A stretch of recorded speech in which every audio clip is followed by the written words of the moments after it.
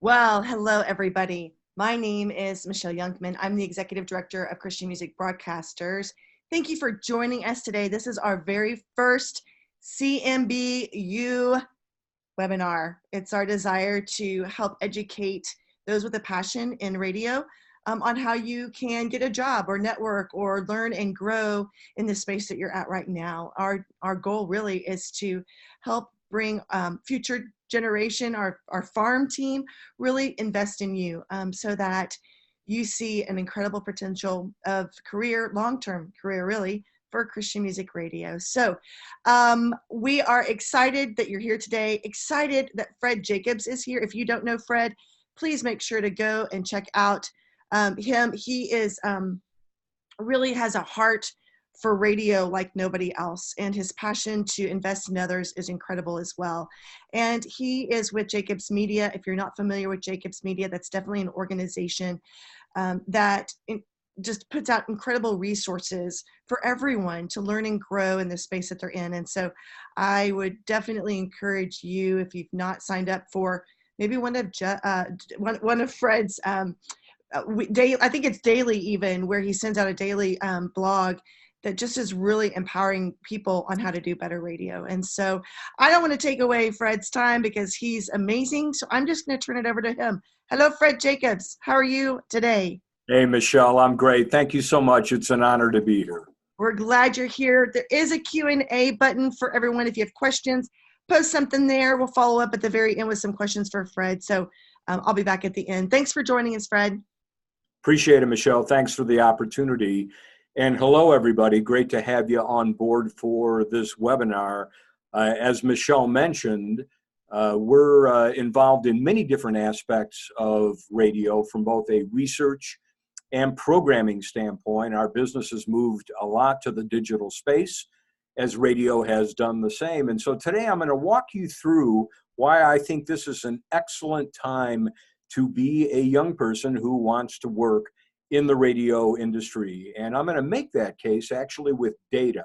Yeah, I've got some opinions and you'll hear those and I'll identify them, but I am going to show you some data, and most of it is from data that we have actually delivered and developed and generated for the Christian music broadcasters using many, many, many of their radio stations as our source. So I'm going to give you an idea of what the audience is thinking at the moment, and then we're going to talk about how you will have an opportunity to be able to participate in radio as we know it. So here we go. Are there jobs in radio? Yes, there's all kinds of jobs in radio, but they may be different jobs than the ones that existed 5 years ago, 10 years ago, 20 years ago. Amazingly, if you look at a radio station flow chart from, say, 1975, and you look at one today, it really hasn't changed all that much, right? There is a manager, there are air personalities, there's a program director. All of that is pretty much the way it has always been, but the need now for different kinds of talent, and here's where you come in, has never been greater. So I'm going to walk you through and outline that. By the way, I believe this webinar is being recorded. I'll also make these slides available as well. So if you're trying to keep up with me or take notes or whatever, I appreciate that, but I think you're all going to get a recording of this at the very end. So the main headline here is something that you absolutely know. Technology is, in fact, changing the radio industry in an important and profound way. And with each passing month, it is raising the bar for people who work in radio to sharpen their skills and go beyond the traditional skills that they have constantly brought to the table. So it is perfectly a great time for young people interested in a career in radio with an eye toward technology and media and communication and engagement to be able to stand out. So no doubt in the past couple of weeks, you have seen this phenomenon happening online, the hashtag OKBoomer phenomenon. In fact, I would imagine a number of you have uttered this. as you roll your eyes at people like me. But in fact, the gap between the older generation in radio, boomers, and to some degree Gen Xers, and millennials and Gen Zs has really never been greater. And there's a wonderful opportunity that all of us have on the traditional radio side to open our doors and invite you in, because you've got skills that we don't have. And a big part of the reason for that is that, in fact, you are digital natives, and most of us working in radio are what we call digital immigrants. I mean, I grew up with a rotary dial phone, and there were no personal computers or any of those things. And so people of my generation in the radio business have had to adapt. You grew up with all of these things. They've been with you your entire life. There's always been the internet. There's always been smartphones. And so this isn't anything you've had to learn. It's like how we used a toaster oven back in the day. Here's why the demographics are so important. This is a slide that Nielsen, the ratings company, put together about a year ago. And so if you look at baby boomers, my generation, born between 1947 and 1964, people between the ages of 54 and 71, there are 71 million of us. And that's why we've pretty much had it our way our entire lives, right? The big bulge, baby boomers.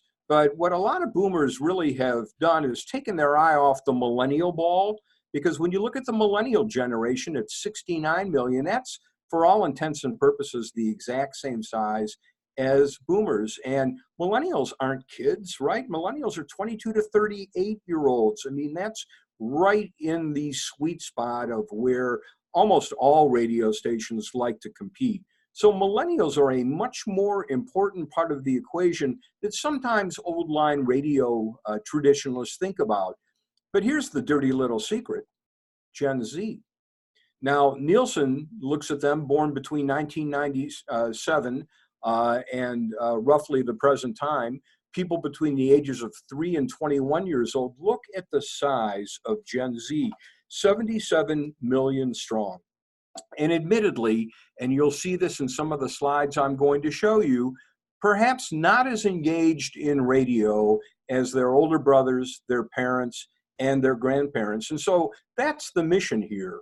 So when you think about what you know as a student out there trying to figure out what your place in the media business is going to be, you know a lot more than people like me know about what young people are actually doing with their time. Take Twitch, for example, a website for gamers that most people in radio have never even heard of before, even though Twitch earns more than 100 million page views every month, right? It's people watching other people play video games in much the same way people of my generation watch people playing golf or football or poker, right, on television. Except here with Twitch, we're actually watching people play video games and subscribing to their channels, paying them money for the privilege of being able to chat and get a shout out. Now that guy up in the upper right-hand corner is not a gamer. He's a disc jockey. His name is Bubba the Love Sponge. He's one of those shock jocks that you've heard about who had a burgeoning radio career 10 years ago, but due to a variety of different circumstances, his potency on the radio dial is not that great these days. But he started a Twitch channel about a year or so ago, appealing to what he calls Bubba's Army. Those are his hardcore fans. And by all accounts, he's done extremely well on a completely new platform that most people in radio don't know anything about. Bottom left-hand corner is the Washington Post's Twitch channel. Kind of interesting, right? Newspaper readership is dangerously growing older. And so the Washington Post is looking at the opportunity on Twitch and saying, my goodness, we can reach millions of teens, people who might be interested in what we do in our news gathering, but perhaps have never heard of a newspaper called the Washington Post. Now, the little secret here is that Twitch is not a little startup owned by a bunch of guys sitting around in their basement. It is owned by Amazon. They bought Twitch a number of years ago, obviously because they believe that there is a great, great potential there. And I don't have a graphic for this, but I will tell you that President Trump just actually went on Twitch a couple of weeks ago for the first time.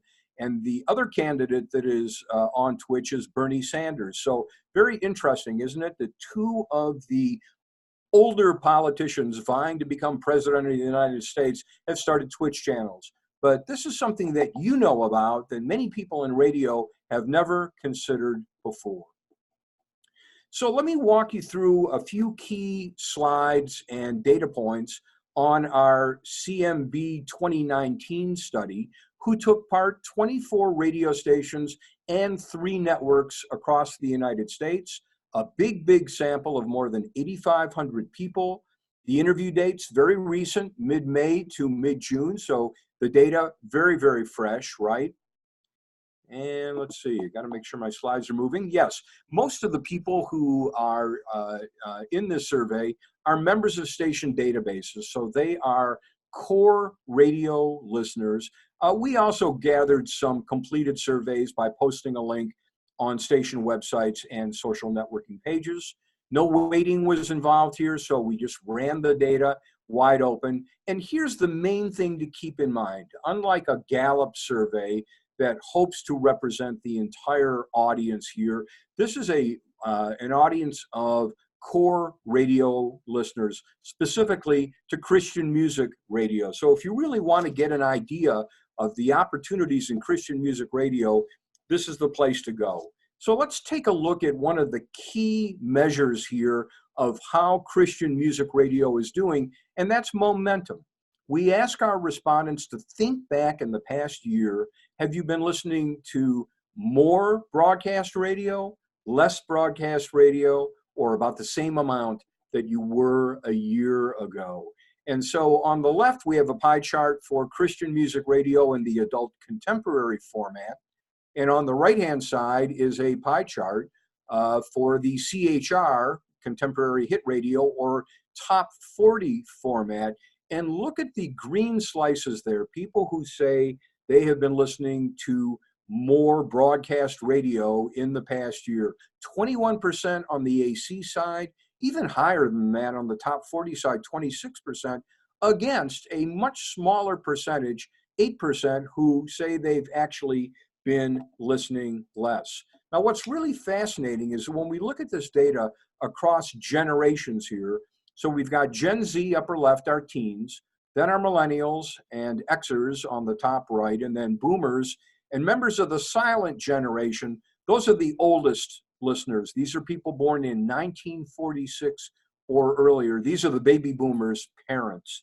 So when you look at all 5 generations and you focus on the more slice of these pies, the thing you're going to notice is that the momentum is on the side of our youngest listeners, millennials and teens, Gen Z. So that's a really, really good sign. But that really just accounts for listening.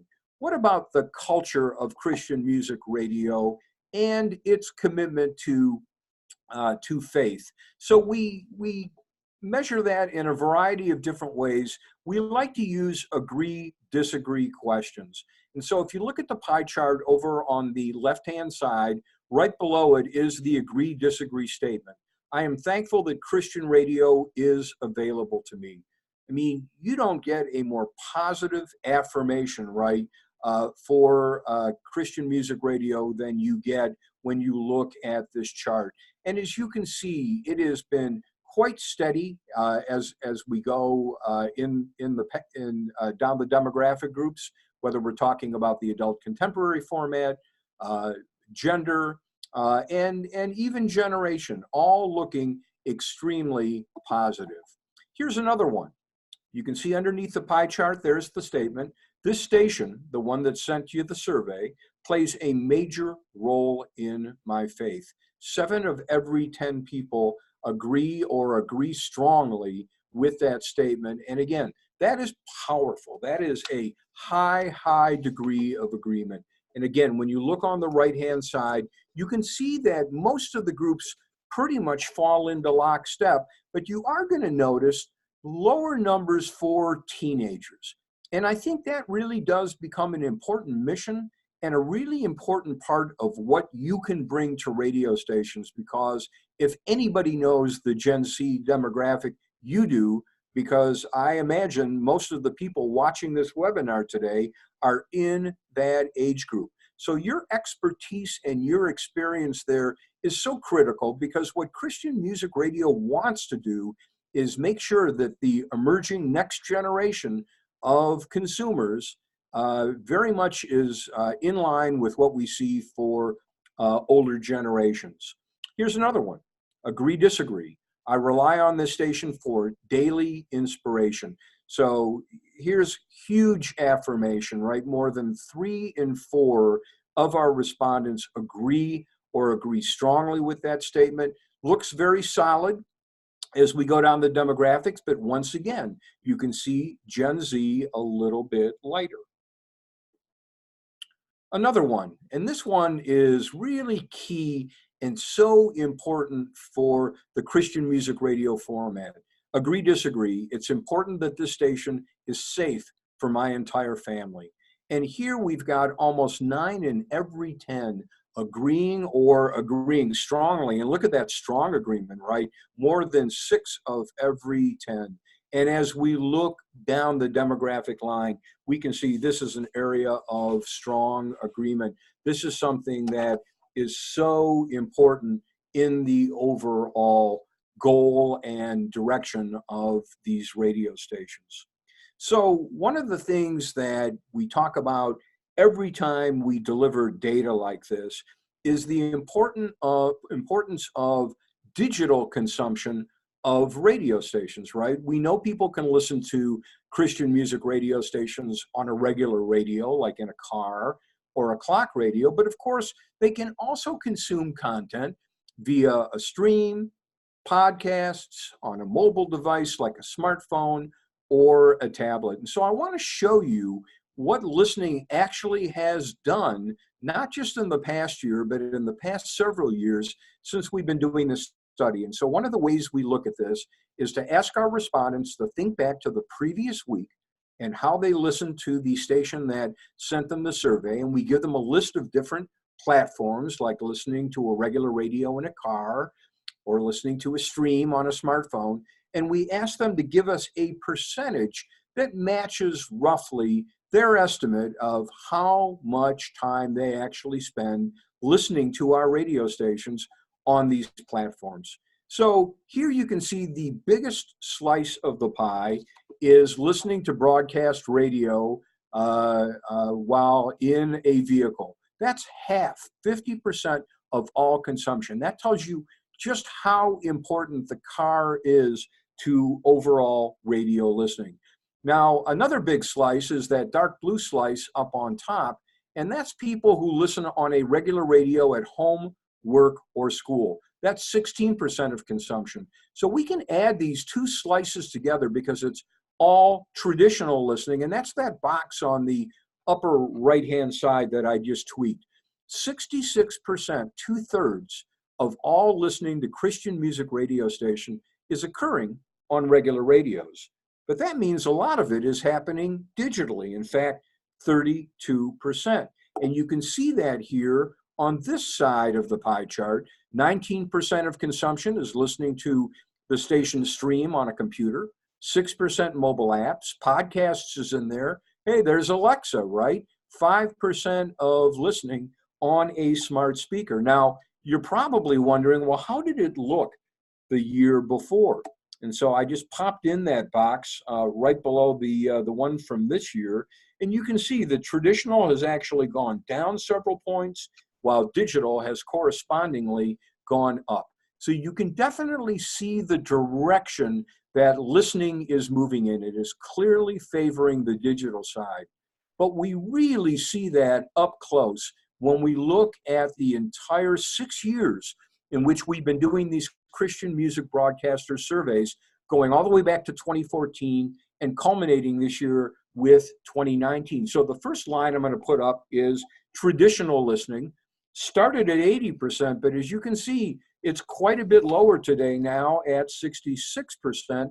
And then correspondingly, when we look at the digital line, it doesn't go straight up, but it clearly is quite a bit higher, starting at 18% and going all the way up to 32%. Now, at a certain point in time, right, these two lines are going to touch and then cross. We don't know when, but we know it's going to happen. We can see the directionality of the data. So digital is going to become more and more important to radio as time goes on. Well, you know from just hanging out with your friends and other people that you spend time with that there's all kinds of recommendations out there. You can go online and look at Yelp and look at all kinds of other different sites and see whether people recommended restaurants or mobile phones or those kinds of things. But what has always been the case is that a recommendation from a trusted friend or family member is the most important kind of recommendation. Word of mouth absolutely matters. And so I want to show you what word of mouth looks like for Christian music radio. And we use a scale called Net Promoter, which is something that sadly I did not invent. I wish I had. It came out of actually Harvard University, and all the big brands from Starbucks to Walmart to Costco use Net Promoter, and it goes like this. On a scale of 0 to 10, where 0 means not at all likely and 10 means extremely likely, how likely are you to recommend the Christian music radio station that sent you this survey to a friend, family member, or colleague? And so you can see it's a very high bar, right? In order to be considered a promoter, you have to give the radio station a 9 or a 10. That makes you a promoter. You're a detractor if you give the station a 0 through 6. What happens to 7s and 8s? They're tossed.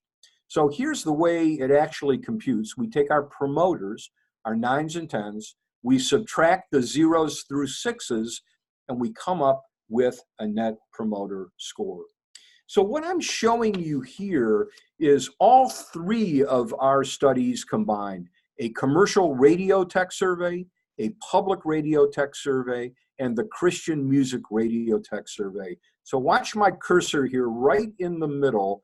It's hovering over that 42%, which is the average net promoter score for all commercial radio stations in our survey. So, and that's about where it usually sits, around a 42. Now, when we head this way to the left, we see the net promoter scores going up, right? Sports stations have a net promoter score of 45, classic hits of 48, urban adult contemporary of 48. Hey, here's a good score, rock, right, all the way up at 57%. But look, all the way to the left, that's where Christian music radio sits, far above all the other radio stations that we measure, with an extremely impressive 77 net promoter score. Remember, that's against 42 for all commercial stations.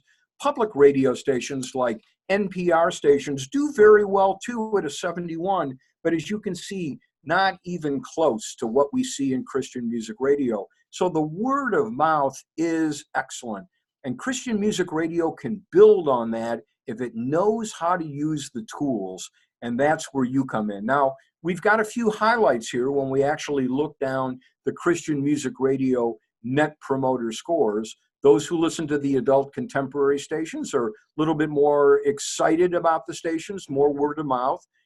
Same thing with women. Boomers are right there as well. And down at the bottom is an indication that the more tech-oriented you are, having a great website, having a great mobile app for a radio station also lends itself very, very well to people recommending you, which is important. Now, how does that translate into the real world?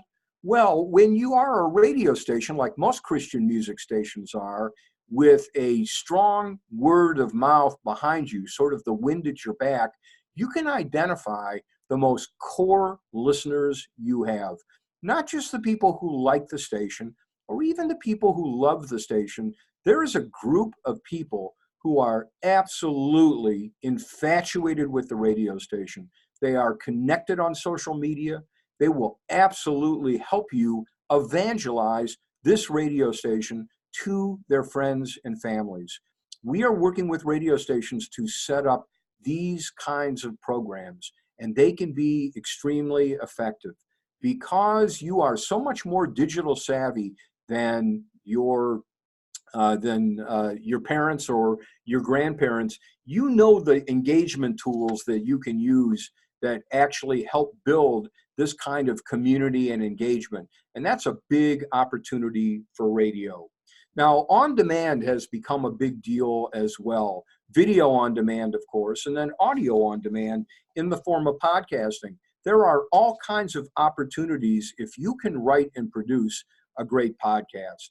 So we first asked our respondents, how often do you actually listen to podcasts? And you can see that 11% say, I listen every day. 15% indicate they listen every week. And when we take a look at daily and weekly consumption, as you can see when you look at the top of the right-hand side of the chart, podcast consumption is going up every year in Christian music radio. And it is going steadily up.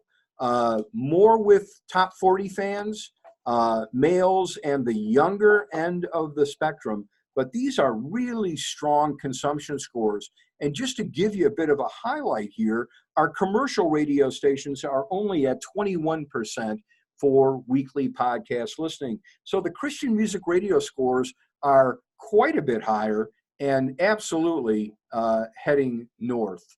What kinds of podcasts do Christian music listeners enjoy?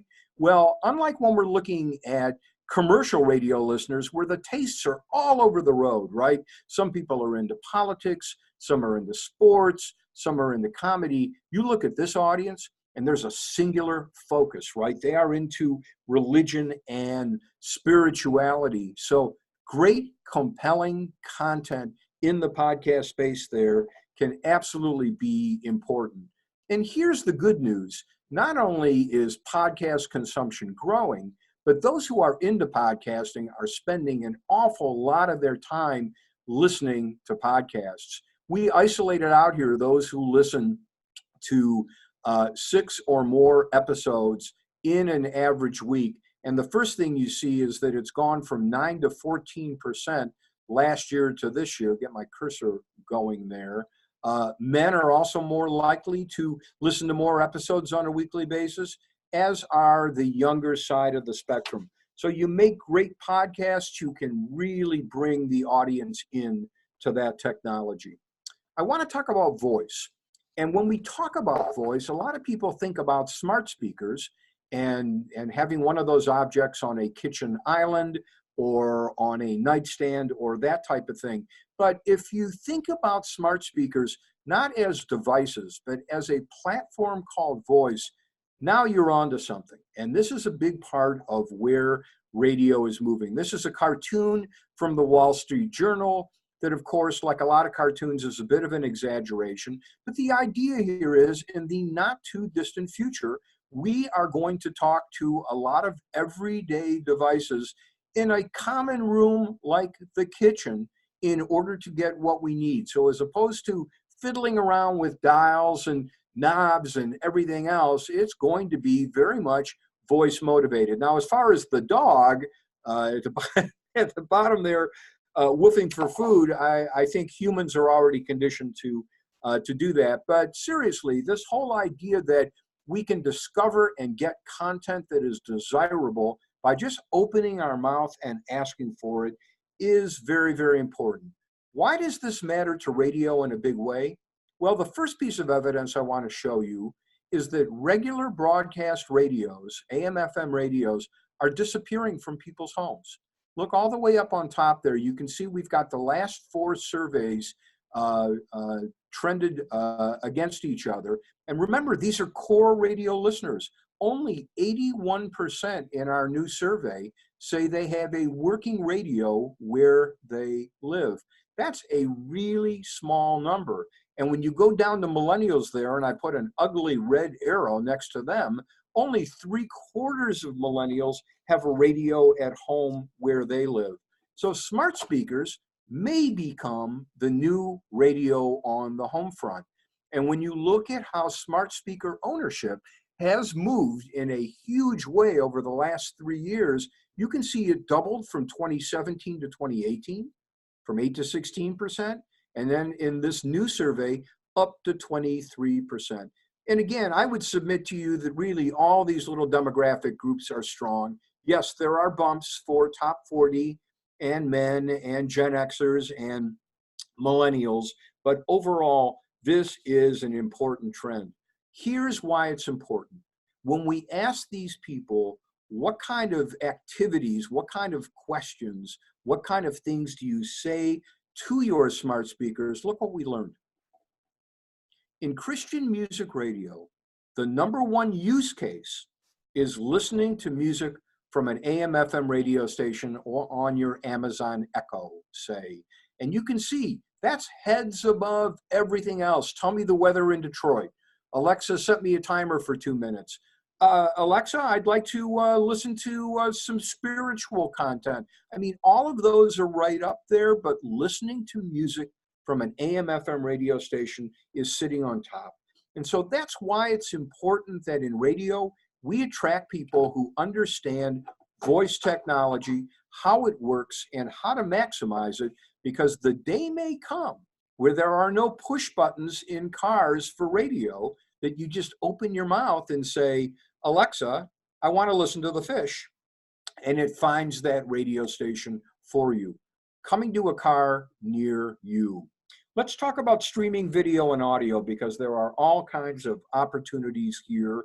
I'm going to freak you out a little bit with this next chart. It's called the brand pyramid. And what we do with all of our respondents is ask them which brands they use on a regular basis. So if you look all the way down at the bottom, you'll see listening to broadcast radio, AM/FM radio, 1 hour a week or more is done by about 9 of every 10 people. Now that bar over there on the right is last year's totals from 2018. So we can go back and forth between 90% last year, 89% this year, and actually see how brand usage is moving.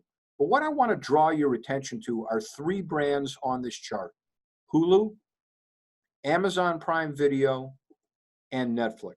Those are the ones with the highest rate of growth year to year. And what do they all have in common? They are all video streaming channels.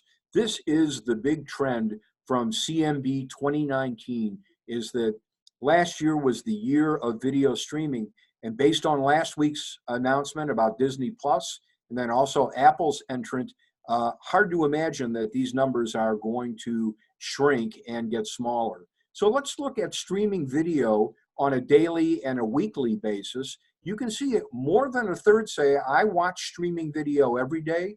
3 of every 10 say, I watch streaming video weekly.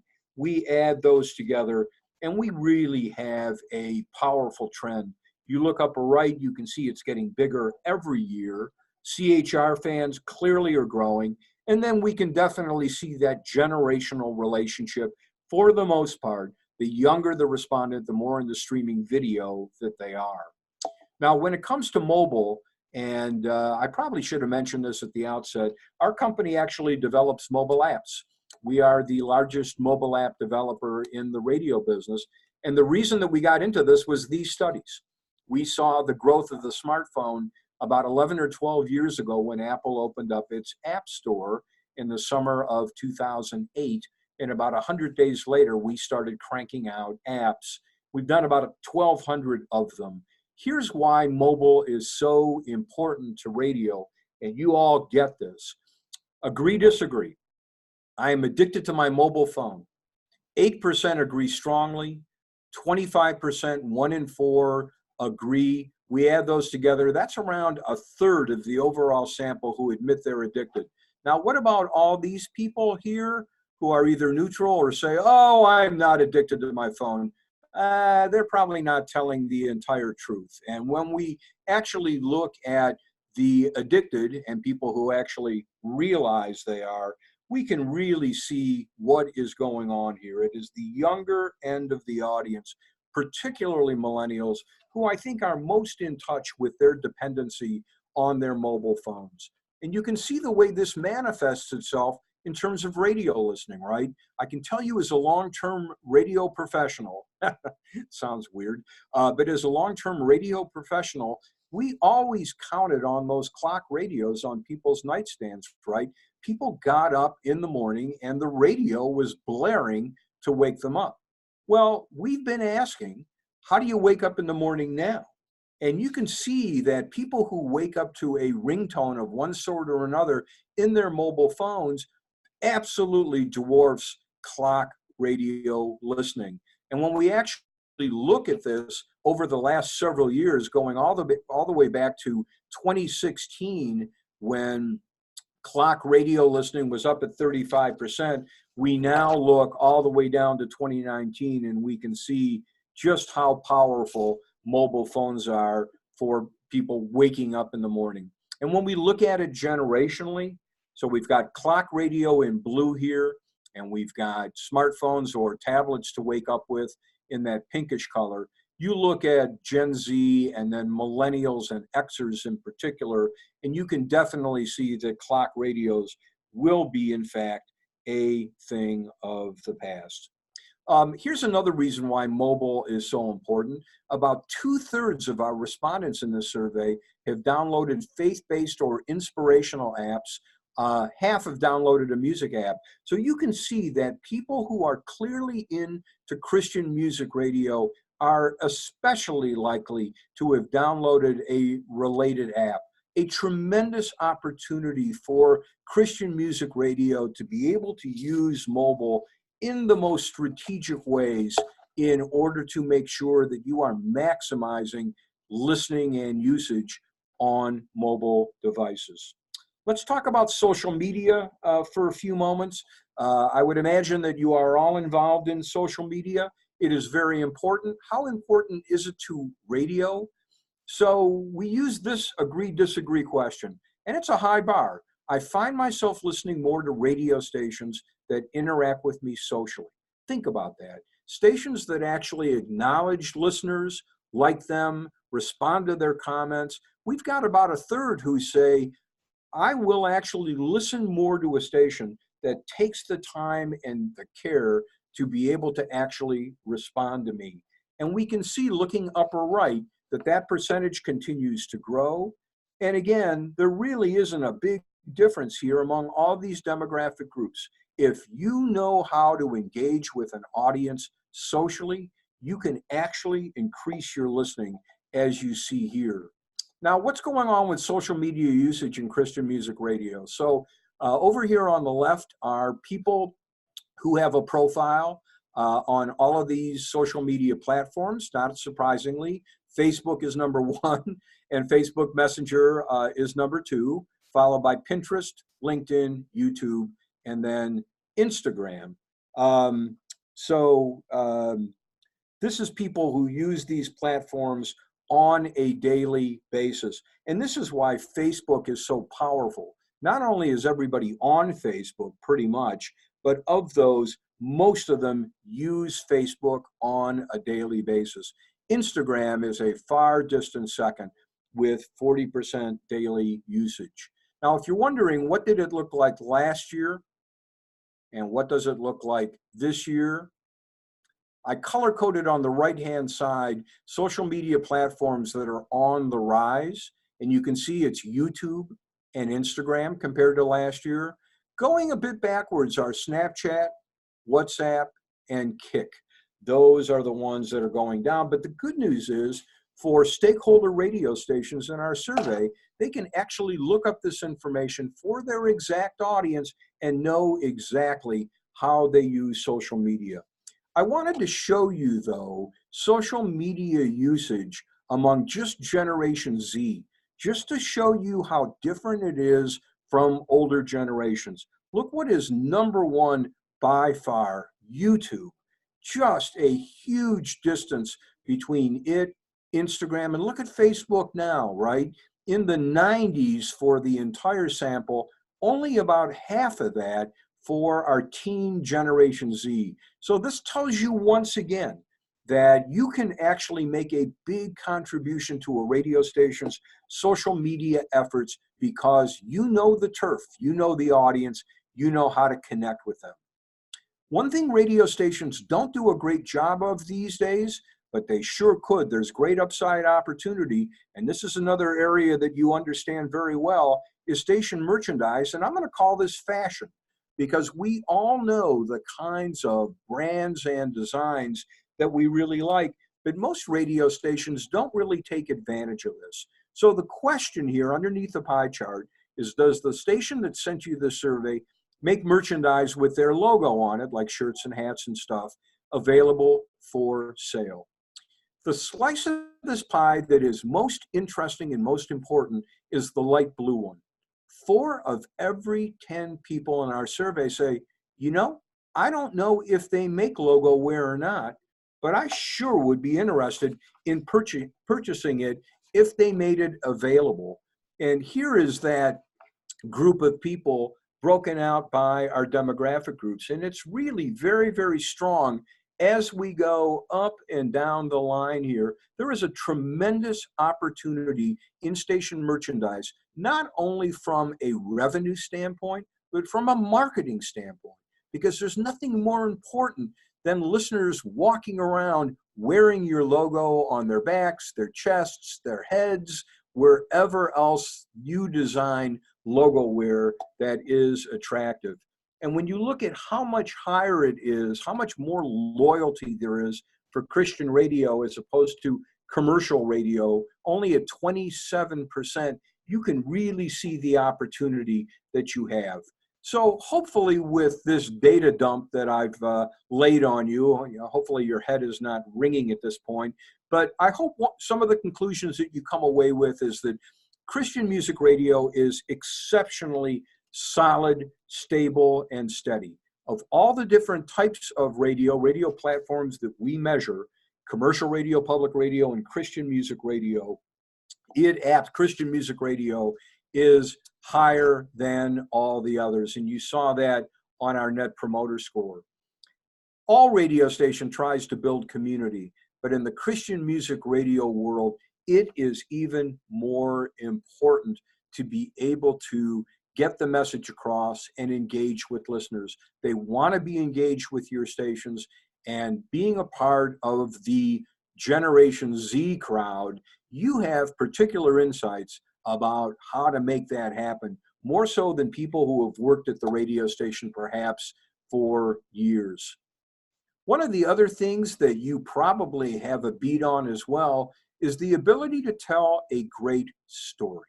And so whether we are talking about the Bible, we're talking about a podcast, we're talking about any content that just absolutely comes alive with a great story, that is an exceptionally important part of content creation these days. Again, whether you're doing a morning show, whether you're doing a podcast. As I showed you with the pie charts, there is no question what's going on out here in terms of how people are consuming radio. Traditional radio listening is shrinking. Digital radio listening is increasing. The more you know your digital space, you have digital chops, the more of a contribution you can make to radio. And again, particularly on the social front, where acknowledgement is so important here, we hear people in focus groups tell us all the time that a like from a favorite radio personality is akin to a digital autograph.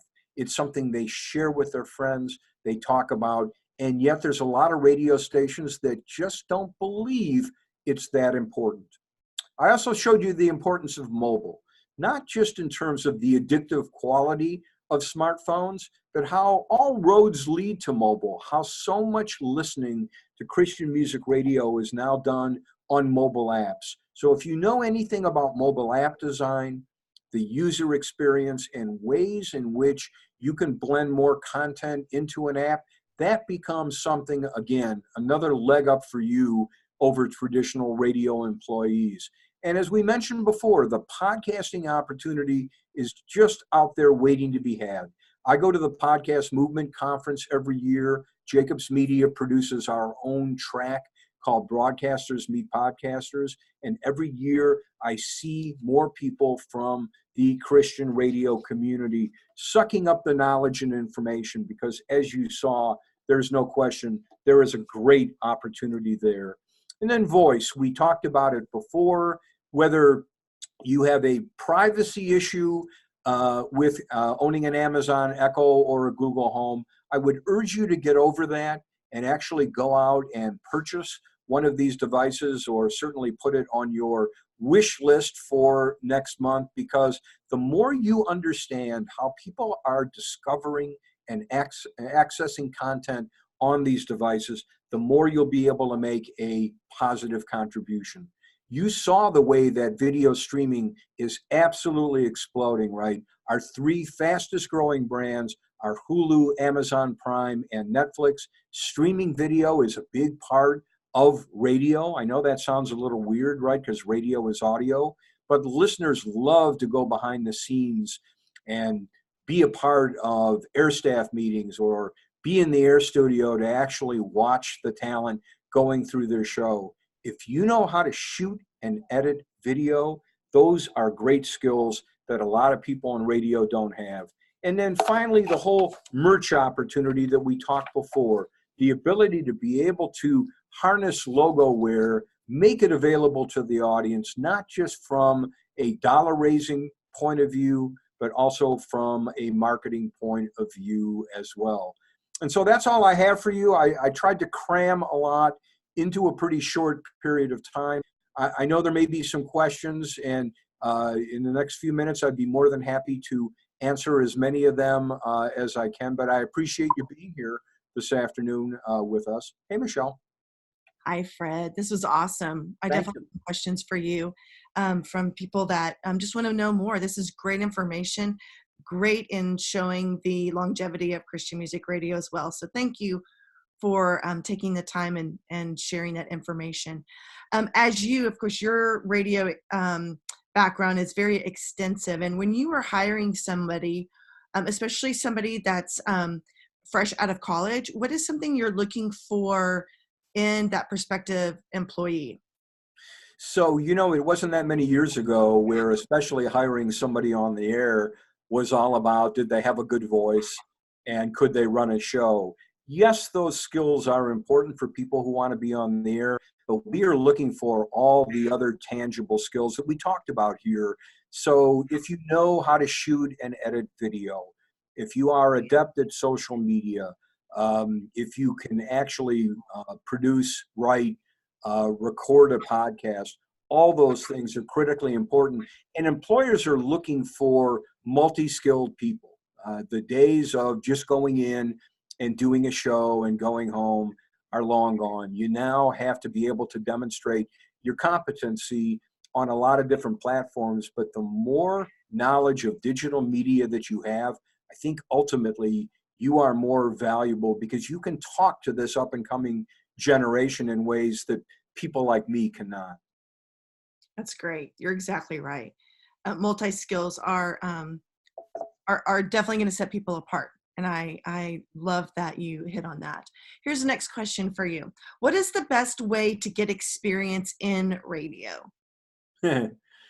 Well, certainly getting experience in some of the disciplines that we talked about, you can do on your own, right? You don't need to be inside a radio station to learn how to shoot and edit video or to make a podcast. But there is no substitute for actually gaining radio experience. And frankly, I think it's important for everybody before they decide, I really want to go into radio, to spend some time in a real radio station, making sure that this is the right arena for you. So I am a huge believer in internships.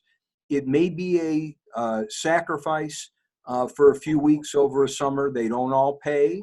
So you have to definitely suck it up and go, okay, I really want this experience, even though I'm not going to make a lot of money here. But I think there is nothing that can match test driving a career like being an intern. And the other cool part about internships is that when it comes time for most radio stations to actually hire a full-time employee, who are they going to turn to? An unknown commodity who is nobody knows and has no demonstrated work ethic, or that kid who was an intern last summer who worked really hard on the street and behind the scenes and all that stuff. So not only is it a great way to get experience, especially if you go to work for a good radio station that is willing to put some time and effort into you, but it oftentimes leads to your first job. That's great. Here's another question for you. Do Christian podcasters need a one-stop social media site to make it easier to find the unique content they are searching for? No, in fact, what you really want to do is get your content out on as many platforms as you absolutely can. So the hard part that podcasters go through to a great degree is distribution and awareness. I mean, when you work in radio, and this is why we do our track of sessions at Podcast Movement, because my vision is that radio and podcasters ought to be working together, because podcasters are great at storytelling and radio people have the megaphone where we can get on the air and go, hey, check out this new podcast.